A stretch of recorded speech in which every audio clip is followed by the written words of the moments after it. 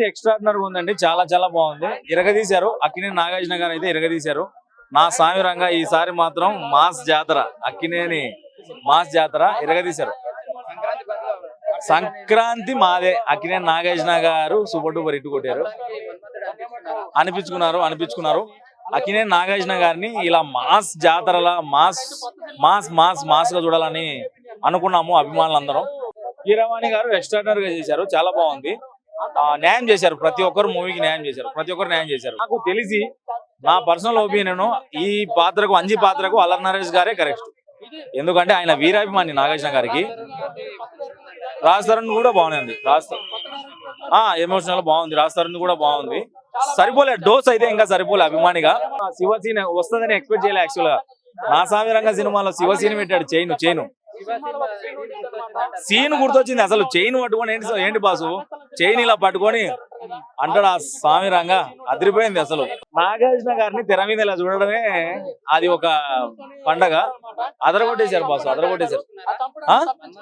మన్మధుడే ఆయన గ్రీక్ వీరుడు, మన్మధుడు, బాసు, డాను, ever green అన్ని ఆయన చంపేశాడు.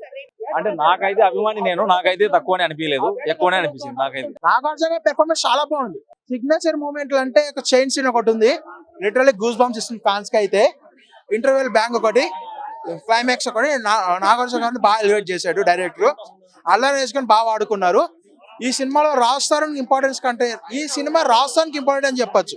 ఆయన ఫ్యూచర్ లో బాగా ఛాన్సెస్ ఉంటాయి.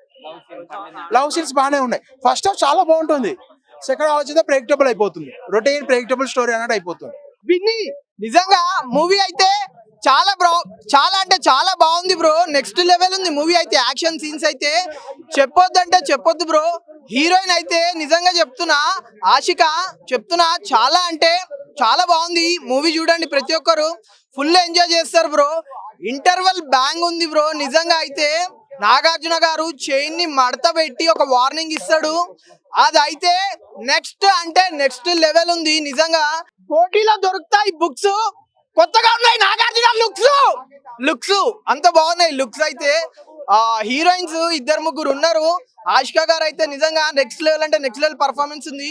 సెకండ్ హాఫ్ లో బ్రో, అరే సురేష్ ఏడిపించేసాడు అల్లరి నరేష్. నిజంగా సెకండ్ హాఫ్ లో ఫుల్ ఎమోషనల్ అయిపోతారు సీన్స్ చూస్తుంటే కనుక.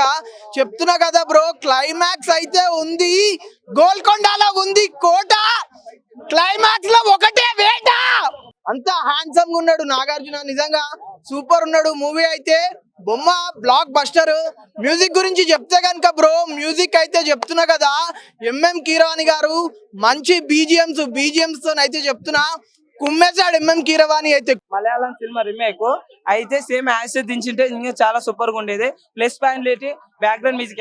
కీరవాణి గారు అయితే బ్యాక్గ్రౌండ్ మ్యూజిక్, ఇంకోటి అల్లరి నరేష్ ది. ఈ రెండు మాత్రం ప్లస్ పాయింట్. మైనస్ పాయింట్ లో ఏంటంటే మన నాగార్జున గారు కొద్దిగా ఎమోషన్స్ ఏమో పండలేదు అనిపించింది. సినిమా అయితే ఓ రకం చూడొచ్చు. ఫస్ట్ సంక్రాంతికి చూడాల్సిన మూవీ హనుమాను, సెకండ్ నా సామ్యంగా, థర్డ్ గుంటూరు కానీ, ఫోర్త్ సైందో ఒకవేళ చూడాలనుకుంటా.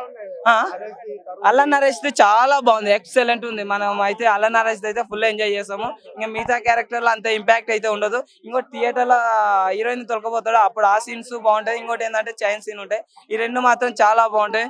అల్లరి నరేష్ ది ఒకటి ఉంటది, అంటే విలన్ గాని కాపాడింటాడు, అప్పుడు అరే వదిలేస్తాడేమో అనుకుంటాము. తర్వాత విలన్ గా చంపేటప్పుడు కూడా ఆ సీన్స్ కూడా చాలా సూపర్ గా అనిపిస్తాయి. డైరెక్షన్ బాగుంది. కాకపోతే చేంజెస్ చేయకుండా బాగుండేది స్టోరీ.